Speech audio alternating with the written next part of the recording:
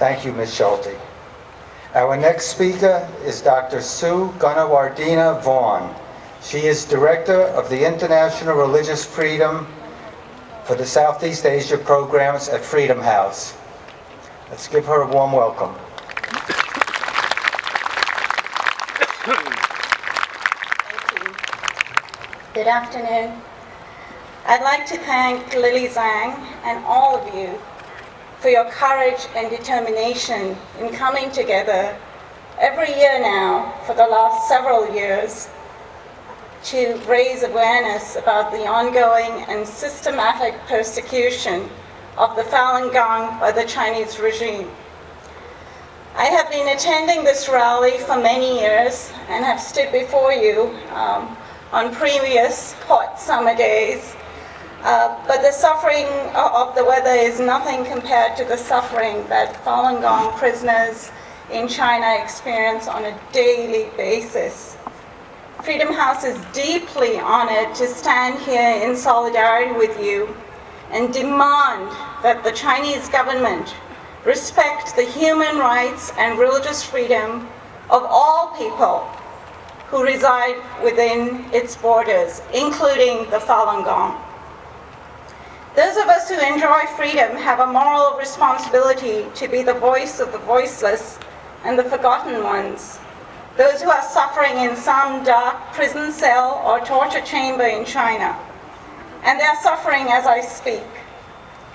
Today, Freedom House stands in strong solidarity with members of the Falun Gong community and all our courageous brothers and sisters around the world who struggle to peacefully practice two of the most fundamental freedoms enshrined in the Universal Declaration of Human Rights, that of free expression and of belief.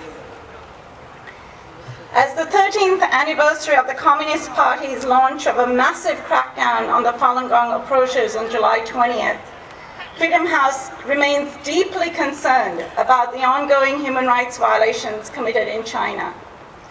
They're committed against Falun Gong practitioners, they're committed against their families, and they're committed against the courageous lawyers who fight on their behalf. The ongoing repression of the Falun Gong and other spiritual movements in China cannot be understood in a vacuum. It is part of a broader, more systematic and pervasive intimidation campaign by the Chinese government to suppress free speech, free expression, free assembly, and free association.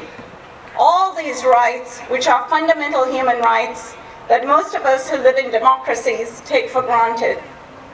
Today, as many of you are painfully aware, Falun Gong members remain among those most severely persecuted in China, alongside the Tibetans, Uyghurs, and other religious minorities that the state considers a threat to its authority. They are targeted for surveillance, imprisonment, re-education, and torture. Tens of thousands of people are estimated to be in detention for their affiliation with Falun Gong, while others face threats, harassment, and systematic discrimination. And many of them are friends and families of all of you who are gathered here today. These are all tactics that the regime uses, a regime that is really terrified of its own citizens, who might one day think freely for themselves and express their thoughts to their friends and families. How subversive is that? In our own annual survey of freedom in the world, Freedom House continues to rank China as one of the most repressive regimes in the world. More than half of the world's population living in countries that Freedom House designates as not free live in China. China has become one of the increasingly small group of countries that we designate the world's worst of the worst. It has been on that list for the almost 40 years in which Freedom House has been monitoring freedom throughout the world. China may well tout its economic success and strength to the world, but at its core, it is a state that is fundamentally weak and fearful, given that it wages war against its most defenseless constituents. A great society is ultimately not judged by the military force it unleashes to terrify its citizens, but rather by how it treats its most vulnerable citizens, women, children, and ethnic and religious minorities. If China wants to be taken seriously on the world stage, it also needs to take the human rights of its citizens seriously. Those of us in the human rights community need to remind China that with great power comes even greater obligations.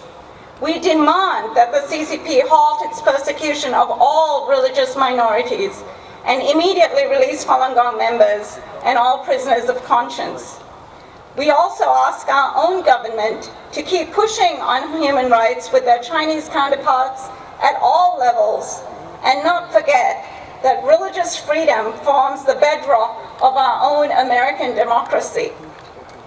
I will conclude by reminding you of what the Dalai Lama, a great champion of human rights, once said: brute force, no matter how strongly applied, can never subdue the basic human desire for freedom. No matter what force or propaganda campaigns the Chinese authorities wage against you, I urge you to stay strong and keep fighting this great fight for this most fundamental freedom. I know that all of you who are on the side of truth and justice will ultimately prevail. And I also know that those of us in the international community that care about human rights and democracy will be standing with you all the way. Thank you.